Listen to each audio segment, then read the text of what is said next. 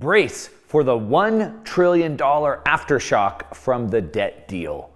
Now, we've been talking about the debt ceiling debate for weeks, and it looks like a deal was finally made. Well, not so much a deal as a complete caving in from the Republican side, but that's not the topic at hand, but rather the aftershock that comes from reaching the agreement and lifting the debt ceiling. And I'm not talking about the long-term effects of an additional $4 trillion of debt. I'm talking about what aftershock and repocalypse that could happen over the next 30 days as liquidity is sucked from the system in only 30 days. So in this video, we're going to break down what the new debt ceiling means for the US Treasury and their bank accounts, the TGA. We're going to look at how much debt they will issue when refilling this TGA account, where the money and liquidity gets sucked out from. We're going to look at what happened in the previous times this happened, and it's not good.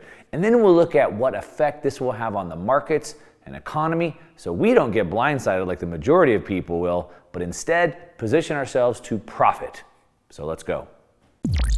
All right, welcome back. If you're new to the channel, my name is Mark Moss. I make these videos to change the way you think about money because, yes, almost everything you learn is wrong, almost everything you hear is wrong, and you have to learn how to kind of dive in and get through the opinions and the narrative to understand the facts and what's really going on. And so I make these videos to help you navigate all of that. And let's just jump in and take a look at what's really going on with the debt ceiling. Now, I'm not going to dig into what the debt ceiling debate was about and what the concessions were. There's plenty of news articles you can go read to do that. What I want to show you is what's going to happen now because of that, and not in some long, far away, what happens after $4 trillion is spending in decades for our grandkids, but what happens in the next couple of months. So we're going to take a look at that. Now, first of all, just in regards to the debt ceiling, I will say, what ceiling? So literally the debt ceiling agreement literally removed the ceiling. It was about, obviously reaching this agreement to raise the ceiling, which is currently at $31.4 trillion of debt. That number is so big, you can't even comprehend it. And basically, they made a 2-year deal to just suspend the ceiling. Let's just get rid of it. And as a matter of fact, let's push it out past the next presidential election cycle all the way till January of 2025. So Biden doesn't even have to deal with this again in his presidency or his next run if he's going to do that. All right, so we have a 2-year deal to suspend that. Here's the one thing, though. Because of the pandemic era where we increased the monetary supply by about 40% and we increased the budget from about $4 trillion to $6 trillion. So we increased the budget from 4 to 6, and that is now normalized. That's just now baked in. So it wasn't about cutting us back to where we were pre-pandemic. It's about keeping that growing. And again, this isn't temporary. This is their plan. As I've been saying all over social media, by the way, if you're not following me, at @1MarkMoss on Twitter, we'll link to that stuff down below as well. I put a lot of daily commentary out there, but I said, there's always been 2 certainties in life, death and taxes, and now there's a third, and that's, yes, money printing. And we can take a look at, this increase in the debt ceiling. This is only going back to 2005. It's not that far, but you can just see how fast this is. Of course, right here, 2020, it really took off really fast. And you can see here, by the way, shout out to Joe Consorti. You should follow him on Twitter as well. We'll link to him down as well. He helps me with the research for these videos. It's a lot of data charts, so shout out to him. So I put this tweet out that he put out here that per the CBO, Congressional Budget Office, they're projecting that the debt to rise to 132% in 10 years, not to go down, but to actually go up. And to 200% debt to GDP by 2053. So that means they're not planning on paying it off. Now you'll see the debt did get high back here in the 40s, and then they were able to bring it back down. They were able to do that through something called financial repression. I've done videos on that. If you want me to break that down again, leave me a comment, just say financial repression, we could do another video. So they did bring the debt to GDP back down here through some games and tricks, financial repression. I think that's the next game plan. But here they're not even projecting to do that. Here they're projecting to continue sending it higher. All right, now let's go back to the topic at hand, a tsunami of new T-bills. So this is what's happening. So the government, well, our entire monetary system is based off of debt. So if they need money, they have to take on debt in order to do that. And so In order to do that, the government or the Treasury will have to issue Treasury bills, T-bills. So that's debt, and they'll receive the money back. Now, we know that right now this Treasury debt is maturing between 1 month and 1 year. That's what they like to issue, short-term dated notes. And this is basically, like I said, the go-to funding for the United States. If they need money, they don't have any revenue. I mean, well, they have revenue in taxes, but they also have to issue debt in order to do that. And so now it looks like they're scheduled or expected to issue $1 trillion in June. Let me say that again. $1 trillion in June, that's how much they have to do. And they're going to be paying about 5.25% interest to do that, because that's where the Fed has raised the rates to. Now, assuming that's everybody buys what's available. Now, if there are no buyers, they'll have to keep raising the rates until there are buyers, so we can see how that goes. And then half of that money being raised is just to pay the interest on the old debt. That's what we call a Ponzi scheme. The other half will go to put into its cash balance. And this is the big piece. This is the TGA, the cash balance. You can see, actually, I'm not going to pull up that chart right now. I'll bring that chart back up a little bit later. All right, now the U.S. government, the Treasury, has to borrow more. As a matter of fact, about $500 billion, as I said, about half goes to pay the debt, half goes to the U.S. government's bank account. So the U.S. government has a bank account, it's called the TGA, and they are going to put that amount in 1 month or less in there. Now, what's important to understand about this is, where does this money come from, and what does it and where would that money have already gone or otherwise gone? And so this is now not being spent into the markets. So as the Treasury, the TGA account was draining, they had about 1.8 trillion in that account, and now it's down to like 20 billion. So it's basically empty. As they were spending that money, it created massive liquidity in the economy and the markets, which created things to be pretty good. Now they need to refill it, which means it pulls the liquidity out. So instead of providing liquidity, it sucks it out. This is a massive liquidity drain, and that's the thing that we're going to break down right here. Okay, now this is on pace with a post-COVID market crash and a December 2021 market crash. So we can see this right here. So this is what I'm talking about. This is the Treasury's bank account, the TGA account. Now we can see right here in 2020 when they filled it up. Now this was about, like I said, almost $2 trillion right there. Since then, they drained it all the way back down. They filled it back up again right here, and then they've been bleeding it down ever since. Now, like I said, this corresponds with, I have a couple other charts I'm going to show you, but if you remember, the high in the NASDAQ, the high in Bitcoin was, remember, November 2021, which is when this reached its bottom. So as they spent this money up, the markets went up. As they started filling back up, the NASDAQ, Bitcoin, they've been going down. See how that works?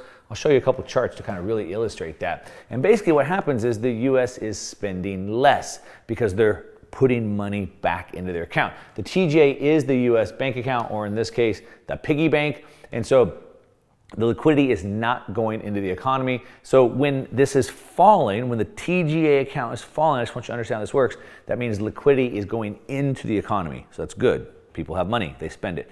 When they're filling, when they're rising the TGA account, then the liquidity is leaving the economy, so it's going into their bank account. And then what happens is that starts to crowd out other markets. So instead of money that could be going into other things, going into other investments, venture capital, private equity, stocks, etc., instead of it going there, it goes into the TGA account. It takes it away. And what happens is that we see risk-taking fall. They'd rather give it to the Treasury and make the 5.25% than take risk from that. So let's take a look at how this works. So we have to ask ourselves a question when this is happening. And the question is not, who's going to buy all the Treasuries? The question is, who's going to buy everything else? So if the Treasury issues $1 trillion that people are going to buy, well, people are going to buy that. But who's going to buy everything else? And that's where the problem is. That's why the TGA refill is bad for risk assets. So as a matter of fact, we can look at this chart right here. Again, Joe Consorti helped me out with that. We'll link to him down below. You should definitely give him a follow. But here what we can see is the TGA cash balance and risk assets. And what we did is we inverted them. So this blue area right here is the TGA, the Treasury's bank account. You can see it rising here. I already showed you a chart of that alone. And now what we have on top of this is the S&P 500 in blue, these blue lines, and the NASDAQ in the orange lines, and we've inverted them. So what you can see is as the TGA account was draining, the NASDAQ and the S&P 500 went up. As the TGA started refilling, the NASDAQ and the S&P went down. Remember, in this chart, we've inverted them. But we inverted them so you can see how it's almost exactly the same. So you don't have to be really good at this to understand if they start to refill it again, what do you think happens with the S&P 500 and the NASDAQ? I'll leave that for you to decide. Actually, I'll come back and I'll answer that for you at the end of the video. Now, this is another chart right here, bank reserves and the S&P 500. So as you can see here, this red line or kind of pink line here is the S&P 500. These are the stocks, and so you can see the S&P 500 has been going up. And then what we have here is the bank reserves. So as the bank reserves went up, the markets went up. But to refill the Treasury, they're gonna have to pull the money out of the bank reserves to go into the Treasury. So we're gonna see this go back down, and where do you think the pink line goes? Well, if you guessed down, you would be right. Okay, now what we also have to understand is this means more bank failures. So if we reduce the reserves, that's bad for small banks. What caused the banks to collapse? People were pulling money out, and they didn't have the money to cover that. If we pull more money out to go to the Treasury, the banks don't have the money to cover that. Same problem that we already had before. And this means that the lesser capitalized banks are going to have a problem because they're more dependent on reserves. Also, these small banks, a lot of them can't use these Fed funding facilities that have been set up. A lot of you guys have seen that testimony where the senator from Oklahoma was asking Janet Yellen this specifically, which banks, what about the local small banks in my state? And she says, we'll just choose which ones. So many of them can't use the Fed facility that they have. And so what we're seeing is the Fed and the Treasury working together are going to cause more small bank failures. And this is a problem because without the small banks, we don't have small business funding. If we don't have small business funding, we don't have small business. If we don't have small business, the economy doesn't do too well. You can see that this is a kind of a chart showing you the difference of the small banks versus the large bank reserves. And the large bank reserves have been going up while the small banks reserves have been going down. And we would expect that problem to only get worse.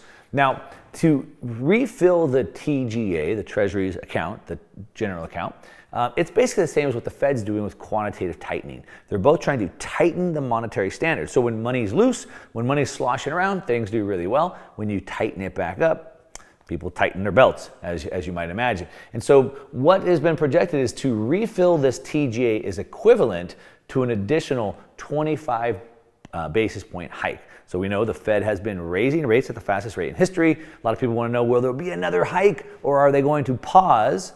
Well, it's looking like they're probably going to raise it one more time, 25. But by filling the TGA, that's like another 25 basis point on top of that. The Fed is not actively buying the US Treasuries anymore. So all of this is going to have to be absorbed by the market. Remember, taking dollars that would otherwise be going into stocks or businesses, and now it'll be going to the Treasury.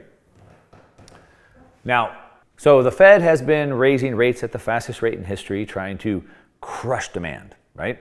They're trying to bring asset prices down, make you lose your job, make you broke, so you can't afford to buy as much stuff. If you don't buy as much stuff, then they can bring inflation down. That is their goal. And now it looks like the Treasury is getting on board with that. Not necessarily because they're in lockstep, but this is just the way it is. Now the Fed's tightening, and the TGA is going to have to be refilled at the same time. Now, how does that work at the same time? How can the TGA suck this liquidity out while the Fed's also sucking liquidity out? Well, that's a double sucking of liquidity. And what could go wrong? Well, let's just take a look. We can see here.